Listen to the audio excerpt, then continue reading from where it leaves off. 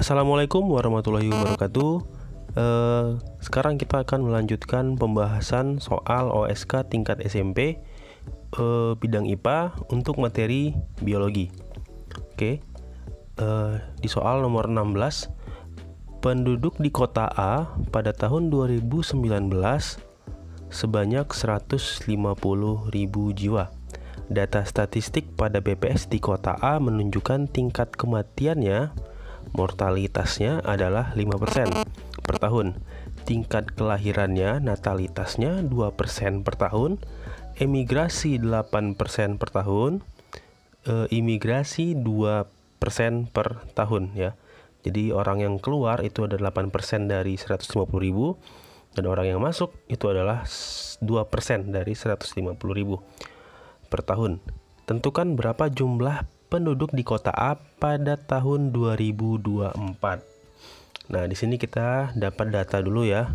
Jadi rentang waktunya itu adalah 5 tahun ya, dari 2019 ke 2024. Sorry, di sini 2024 ya. Bukan 2025, 2024. Jadi ada 5 tahun. Nah, untuk tingkat mortalitasnya itu 5%. Berarti 5% dari 150.000 adalah 7.500. Tingkat kelahirannya, natalitasnya 2%. Berarti 2% kali 150.000 dapatlah 3.000. Imigrasinya, tingkat imigrasinya 2%, berarti 3.000. Dan tingkat emigrasinya 8% dari 150.000, yaitu 12.000. Nah, setelah dapat data-data ini, kita masukkan ke rumus pertumbuhan penduduk. Nah, pertumbuhan penduduk itu dapat dihitung dari natalitas dikurang mortalitas ditambah imigrasi dikurang emigrasi. Setelah itu kita masukkan angkanya, 3.000 dikurang 7.500 ditambah 3.000 dikurang 12.000. Nah, dapatlah hasilnya minus 13.500. Nah, kenapa di sini minus? Itu menandakan bahwa penduduk di kota A ini mengalami penurunan atau berkurang. Nah, setelah didapat pertumbuhan penduduk, kita cari laju pertumbuhannya atau R. Nah, laju pertumbuhan itu bisa kita cari dari P per P0 ya, P per P0. Nah, di sini kita udah dapat P-nya adalah minus 13.500. Untuk P0-nya, populasi awalnya itu adalah 150.000. Nah, berarti minus 13.500 per 150.000 didapatlah min 0,09. Oke, laju pertumbuhan sudah kita dapatkan. Selanjutnya kita masukkan ke jumlah populasi total ya, jumlah populasi total setelah 5 tahun. Nah, untuk rumusnya PT sama dengan P0 dikali 1 ditambah R pangkat N ya. R tadi adalah laju pertumbuhan, N ini adalah masa rentang waktunya ya. Jadi kita masukkan angkanya semuanya, 150.000 ya, kali 1 tambah min 0,09 pangkat 5. Kenapa pangkat 5? Karena di sini rentang waktunya adalah 5 tahun. Nah, didapatkanlah hasil 93.604 jiwa setelah 5 tahun. Berarti jawaban adalah yang C. Jadi alurnya seperti itu ya. Dicari dulu pertumbuhan penduduknya, baru laju pertumbuhannya, baru setelah itu dicari jumlah populasi. Oke, selanjutnya kita ke nomor 17. Pada sebuah ekosistem air terdapat tumbuhan hidrilla, plankton, burung bangau, dan terjadi ikan ditangkap secara berlebihan. Oke, di sini ada hidrilla, ada plankton, ada ikan, dan ada burung bangau. Di sini di soal dikatakan ikan ditangkap secara berlebihan, berarti jumlah ikannya akan menurun. Nah, kalau ikan menurun berarti plankton tidak ada yang memakan. Artinya populasi plankton akan naik. Nah, ikan ini adalah makanan dari si bangau. Nah, karena jumlah ikan berkurang, maka bangau akan kekurangan makanan. Jika hal ini terus berlanjut, maka populasi bangau akan menurun. Jadi dari opsi pilihan yang paling tepat itu adalah C. Populasi plankton naik, populasi bangau turun. Oke, selanjutnya kita ke nomor 18.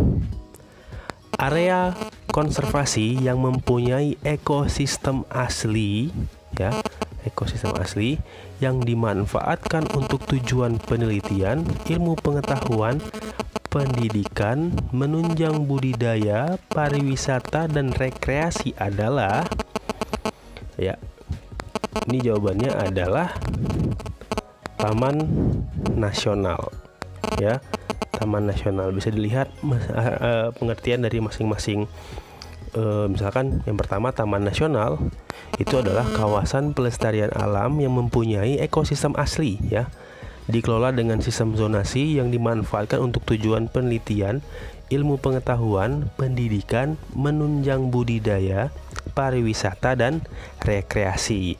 Sedangkan kalau Tahura atau Taman Hutan Raya itu sebuah kawasan pelestarian alam yang bertujuan untuk mengoleksi tumbuhan dan atau satwa baik yang asli maupun yang bukan asli Indonesia. Nah, pemanfaatannya itu bagi kepentingan umum seperti penelitian, ilmu pengetahuan, serta fasilitas yang menunjang budidaya, rekreasi, dan pariwisata. Nah, ini sepertinya mirip ya dengan Taman Nasional. Hanya beda di sini kalau Taman Nasional itu ekosistemnya masih asli, ya. Oke.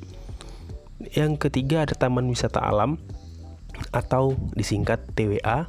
Jadi TWA ini adalah wilayah konservasi yang memiliki peruntukan sebagai pariwisata maupun sarana rekreasi. Ya, jadi kalau TWA lebih ditonjolkan untuk pariwisata dan rekreasinya. Dan yang keempat ada cagar alam. Cagar alam itu merupakan kawasan suaka alam yang mempunyai kekhasan tumbuhan, satwa, dan ekosistemnya atau ekosistem tertentu yang perlu dilindungi dan perkembangannya berlangsung secara alami.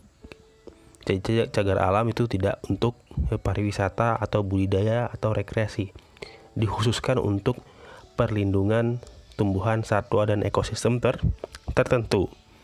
Oke, nomor 18 berarti jawabannya A, Taman Nasional.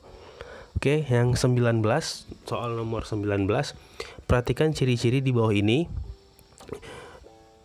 Ya, berdasarkan daftar ciri-ciri di atas, ciri yang paling baik untuk beradaptasi tumbuhan yang hidup di daerah pasang surut. Nah, tumbuhan-tumbuhan yang hidup di daerah pasang surut itu juga disebut sebagai tumbuhan mangrove, ya. Mangrove. Contoh tumbuhan mangrove itu seperti bakau, ya. Bakau, nipah itu termasuk kelompok tumbuhan mangrove, ya. Rhizopora. Oke. Nah, kita lihat dulu daun tipis dan lebar, ciri-cirinya ya. Daun tipis dan lebar, daun tereduksi seperti jari, daun tebal dan mempunyai lapisan lilin, mempunyai akar tunjang yang tinggi, bunga berbentuk mahkota, kulit batang keras tidak berpori, akar serabut, tunas dapat mengapung, memiliki strobilus, melakukan metagenesis. Oke. Nah, ini contoh dari tanaman bakau tadi ya. Nah, di sini tanaman itu memiliki akar yang tunjang yang tinggi. Ya, berarti ciri yang pertama itu nomor 4. Nah, kalau kita lihat lebih jelas, daun tanaman bakau itu memiliki daun tebal dan mempunyai lapisan lilin. Ini untuk beradaptasi dengan lingkungan yang memiliki kadar garam yang tinggi. Biasanya juga di daunnya itu terdapat kelenjar garam untuk mengekskresikan garam yang berlebih. Oke. Ya, 3, 4. Bunga berbentuk mahkota. Jadi bunganya itu berbentuk mahkota. Nah, tunas itu dapat mengapung. Tunas dapat mengapung. Kenapa tunas dapat mengapung? Karena di sekitar tanaman bakau ini kan perairan pasang surut ya. Jadi diperlukan tunas yang dapat mengapung agar bisa disebarkan oleh air ya. Pin tepat itu adalah 3, 4, 5 dan 8.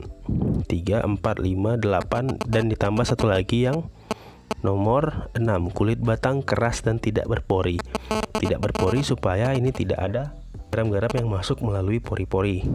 Oke, berarti pilihan yang tepat itu adalah yang C. Oke. Kalau metagenesis ini semua tumbuhan pasti melakukan metagenesis ya, atau pergiliran keturunan ya, baik itu Bryophyta, Pteridophyta maupun Spermatophyta. Hanya ditemui pada tumbuhan berbiji terbuka atau Gymnospermae ya. Sedangkan pada Angiospermae itu tidak ditemukan Strobilus. Oke. Kalau daun tipis dan lebar ya tidak ya, salah. Oke, nah berarti jawabannya nomor 19 adalah yang C. Oke, kita lanjut ke nomor selanjutnya. Nomor 20. Pada siklus nitrogen terdapat salah satu tahapan nitrogen dihasilkan dari proses dekomposisi senyawa organik yang berasal dari organisme yang mati. Proses dekomposisi tersebut menghasilkan nitrogen dalam bentuk. Nah, mari kita lihat siklus dari nitrogen. Jadi nitrogen itu kan banyak ada di udara, tapi tidak bisa langsung digunakan oleh tumbuhan karena tumbuhan tidak bisa mengikat langsung oksigen di udara. Nah, karena itu tumbuhan dibantu oleh beberapa bakteri untuk mengikat nitrogen bebas ya, fiksasi nitrogen oleh bakteri-bakteri yang ada di tanah. Biasanya bakterinya ini bersimbiosis dengan akar-akar tumbuhan. Nah, dari soal dikatakan satu tahapan nitrogen dihasilkan dari proses dekomposisi senyawa organik yang berasal dari organisme yang mati. Nah, bisa kita lihat di sini, ini misalkan hewan atau nah, hewan yang mati itu akan diuraikan oleh bakteri, jamur, ya, dan pengurai lain, dekomposisi, sehingga akan menghasilkan senyawa amonium dalam proses yang namanya amonifikasi. Jadi bangkai tumbuh hewan yang sudah mati itu akan didekomposisi oleh dekomposer sehingga menghasilkan amonium atau NH4 dalam proses yang namanya amonifikasi. Oke, itu ya, itu nomor 20. Jadi jawabannya adalah A. Oke, selanjutnya ke nomor 21. Suatu cara yang memungkinkan binatang yang biasanya mudah terlihat menjadi tersamar atau sulit dibedakan dari lingkungan sekitarnya. Cara ini digunakan untuk menghindari predator atau dapat juga digunakan untuk memudahkan hewan mencari mangsa atau makanan. Cara adaptasi ini disebut mimikri, kamuflase, estivasi, atau autotomi.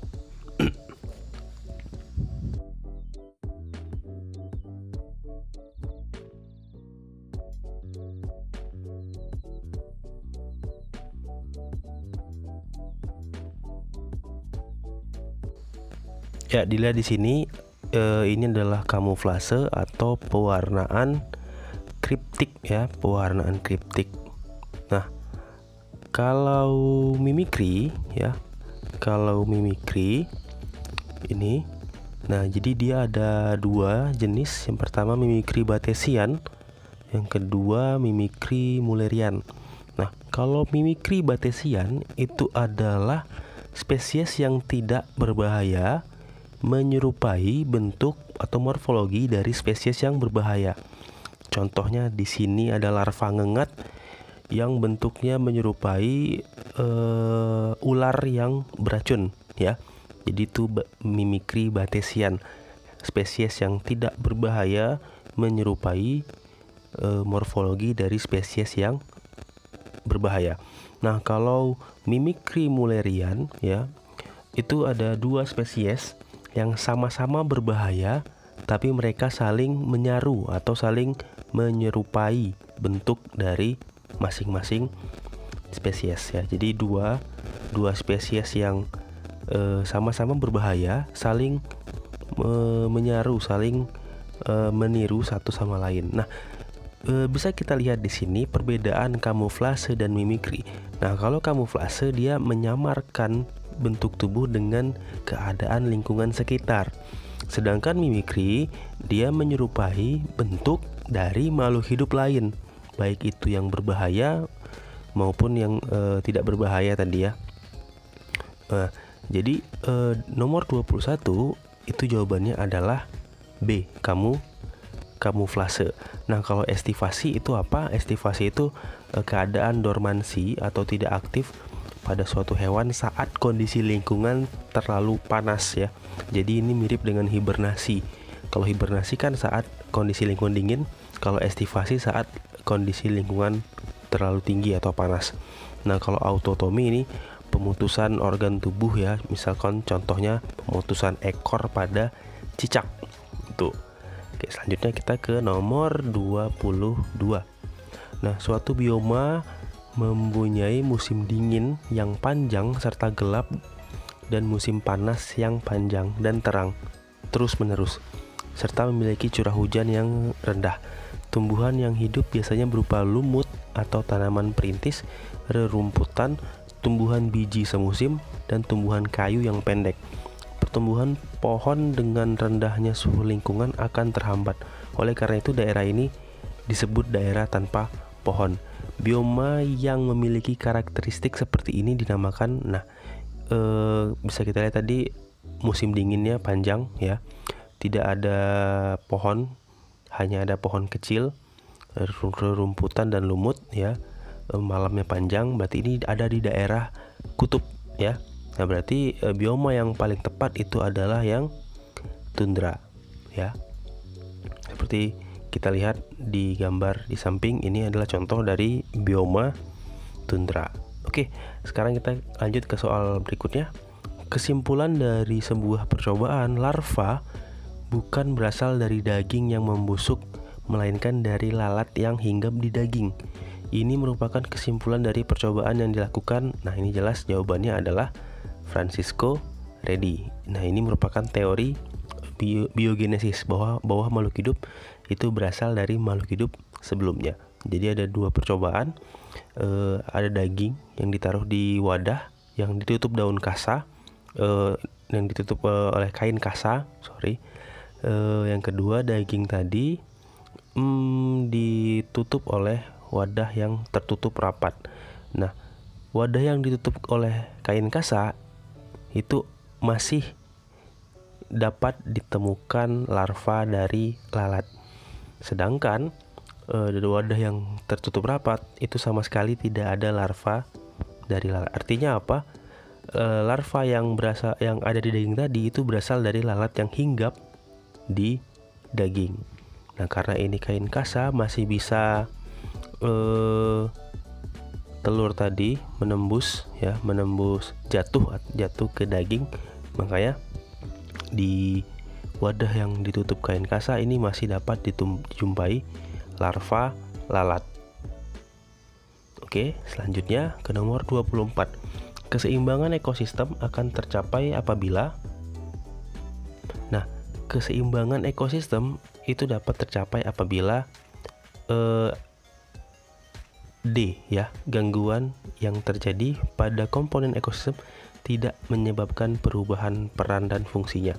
Nah, kalau terjadi perubahan ekosistem akibat bencana alam, berarti kan ekosistem saja sudah tidak seimbang. Yang B, tidak terjadi kematian pada semua komponen. Ini tidak bisa karena kematian itu diperlukan untuk menjaga keseimbangan ya, kematian dan kelahiran di suatu ekosistem. Yang C, tidak terjadi gangguan. Ya, gangguan ini pasti terjadi, tapi apakah gangguan tadi menyebabkan perubahan peran atau tidak? Nah, itu yang berpengaruh ya. Jadi Keseimbangan ekosistem itu akan tercapai bila gangguan yang terjadi pada komponen ekosistem tidak menyebabkan perubahan peran dan fungsinya. Oke, kita ke soal terakhir. Gerak tumbuhan yang memerlukan rangsangan berupa perubahan kadar air di dalam sel sehingga terjadi pengerutan yang tidak merata disebut.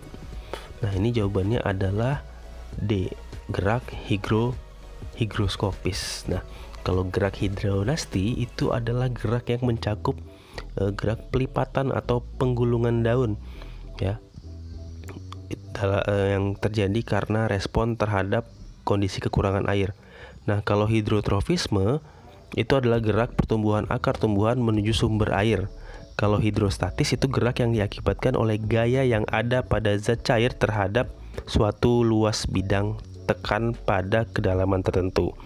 Oke, sekian pembahasan soal OSK SMP bidang IPA, khususnya soal biologi tahun 2020.